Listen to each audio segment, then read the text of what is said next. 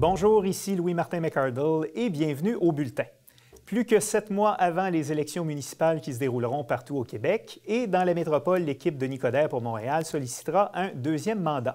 Et pour faire le bilan de ces 4 dernières années, nous accueillons le président du comité exécutif de la Ville de Montréal, Pierre Desrochers. Monsieur Desrochers, bonjour. Oui, bonjour. Bienvenue au Bulletin.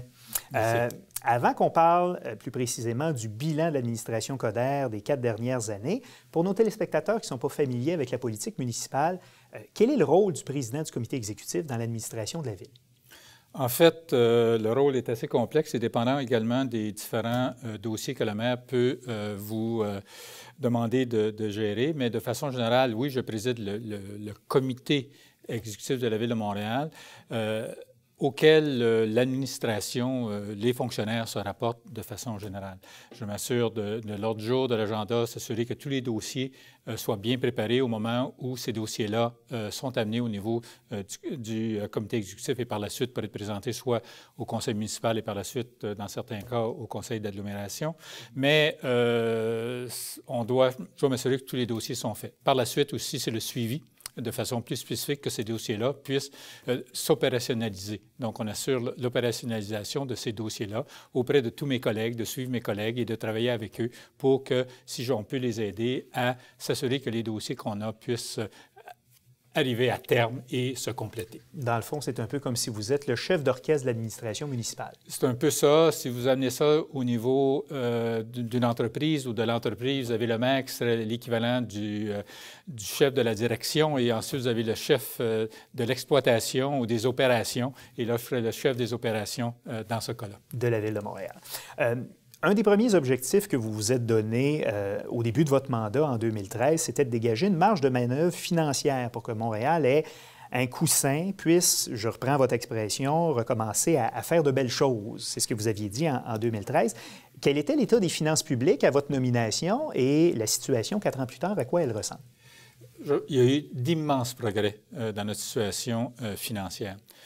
Et vous avez fait de très bonnes recherches. Effectivement, c'était un des objectifs que personnellement je m'étais donné, mais également que l'administration et que avec le maire de Nicodère, qu'on s'était donné comme de reprendre le contrôle et avoir de la rigueur dans la façon dont on gère les finances publiques. Et on s'était donné comme objectif de limiter la croissance de la charge fiscale à l'inflation, ce qu'on a réussi à faire. Ce qu'on a réussi même, si on regarde sur une base annuelle, il y a même une année où même si la charge était plus haute, on a vraiment baisser les dépenses comme telles. Donc, les contribuables n'ont pas eu d'hausse de taxes au-delà de l'inflation? Définitivement pas. Et même dans le secteur non résidentiel, c'était plus bas que l'inflation parce que, comme vous savez, les 2 dernières années, dans le secteur non résidentiel, ça a été de l'ordre de 1 alors que dans les autres secteurs, le secteur résidentiel, ça peut être 1,9 et 2 On s'était donné ça comme objectif à faire, de reprendre le contrôle des finances publiques. D'ailleurs, le service de la dette accaparait à votre arrivée, vous me corrigez si je me trompe, je pense que c'était 16 du budget de la Ville qui était consacré au service de la dette. Est-ce que vous avez réussi à faire baisser ce pourcentage-là? Ce service de la dette-là, il demeurait à peu près, mais malgré tout, durant cette période-là, on a voulu faire des investissements et on a fait des investissements majeurs depuis 2014 où le budget triennal était autour de 4 milliards de dollars. Maintenant, on va dépasser, on va être tout près de 6 milliards de dollars ou un peu plus que 6 milliards de dollars. Et lorsque vous parlez de ce budget triennal-là, c'est le plan triennal des immobilisations, ce qu'on appelle le PTI, qui regroupe grosso modo les grands investissements en infrastructure que fera la Ville. Tout à fait. Et on a réussi à faire ça, à augmenter de façon considérable nos investissements dans la Ville, tout en contrôlant notre dette et en respectant tous nos différents paramètres autour de notre dette pour bien les contrôler. Un autre des éléments qui nous a permis de faire ça, et on avait réalisé que nos dépenses affectées à la rémunération globale étaient très élevées, accaparaient au-delà de tout près de 53 de notre budget. Donc, plus de la moitié des dépenses de la Ville, c'est consacré à des ressources humaines. À des ressources humaines, paiement de salaire, évidemment, bénéfices marginaux, régimes de retraite et tout ça. Ouais. Et on est en mesure maintenant, dans ce budget-ci, de ramener ça plus autour de 46 ce qui nous permet de dégager des fonds qui vont aller vraiment du service direct, pas que les employés. Les employés, c'est clair, qui font du service direct à nos citoyens, mais nous a permis de dégager une marge Et on l'avait dit au départ, oui, on va faire beaucoup de travail au niveau de notre main-d'œuvre. Oui, on avait le PQMO qu'on voulait faire, mais on a dit toutes les économies qu'on va réaliser là. PQMO qui est le plan le plan de la main-d'œuvre, plan quinquennal de main-d'œuvre, PQMO.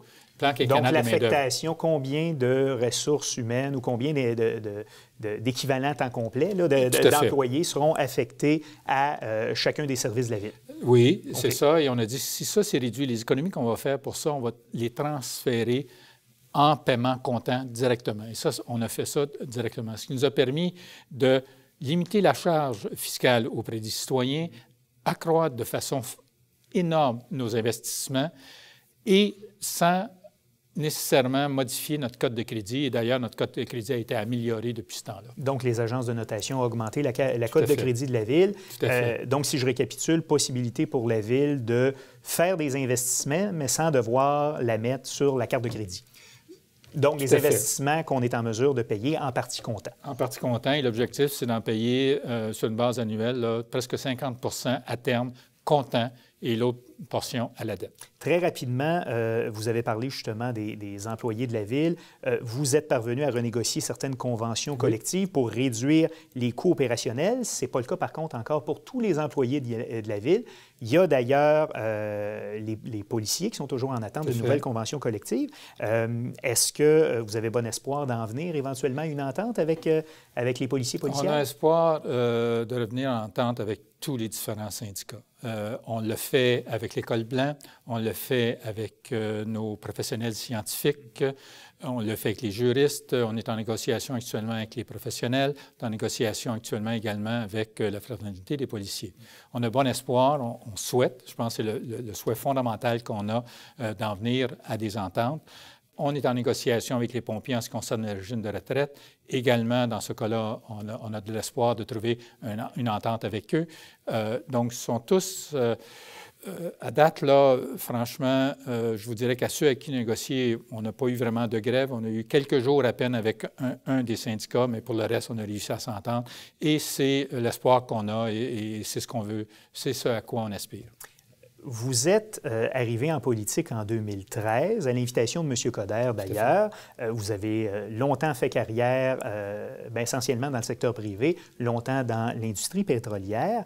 4 ans après votre entrée en politique, quel bilan vous en dressez d'un point de vue un peu plus personnel, parce que c'est un changement de carrière important? C'est un changement de carrière important et plusieurs éléments. En fait, j'en sors excessivement enthousiaste. J'ai eu beaucoup de plaisir, j'ai encore beaucoup de plaisir à faire ce que je fais. Une des choses, j'ai un respect renouvelé pour le travail d'un élu. C'est énormément de travail. Comparativement, je dois admettre, là, à ce que je peux faire dans l'entreprise privée, c'est beaucoup, beaucoup de travail.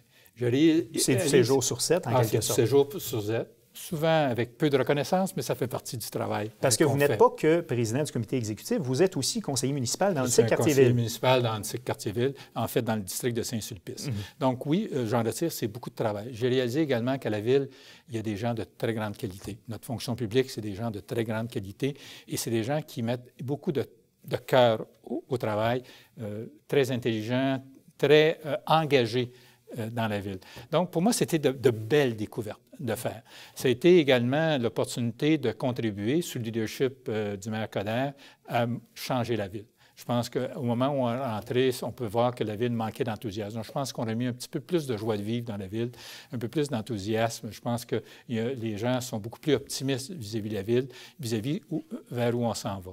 On a, donc, vous dites ça et on le voit au niveau de toutes nos statistiques économiques. Tout est à la hausse, tout va mieux. On sent que les gens sont plus, je dirais, optimistes vis-à-vis le futur de cette ville-là, qui a énormément de potentiel. Et selon vous, quelle sera la question de l'isoloir? Plus tôt en saison, on l'a posé à Valérie Plante, qui est maintenant chef de l'opposition officielle de Projet Montréal. On l'a posé à d'autres élus aussi. Quelle sera, selon vous, la question de l'isoloir? Le ballot question, comme disent nos amis américains, la question que vont se poser les électeurs quand ça va être le temps de choisir pour qui ils vont voter lors des municipales?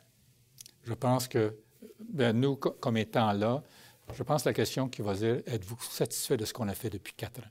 Et je pense que les gens vont dire oui. Je pense que tout ce qu'on a pu faire, autant au niveau de l'intégrité de la ville, au niveau des investissements, de l'embellir cette ville-là, de lui redonner la confiance et le positionnement international que Montréal mérite, quand ils vont dire « Êtes-vous satisfait de ce qu'on a fait sur l'ensemble, sur l'image qu'on a fait de Montréal? » Je pense que les gens vont dire oui. Et M. Desrochers, avez-vous l'intention de vous représenter aux prochaines élections? C'est une réflexion qui est en cours. C'est une réflexion qui est très intéressante, mais cette réflexion est en cours. D'accord. Pierre Desrochers, vous êtes président du comité exécutif de la Ville de Montréal. Merci beaucoup d'avoir été là. Je vous en prie. Merci beaucoup.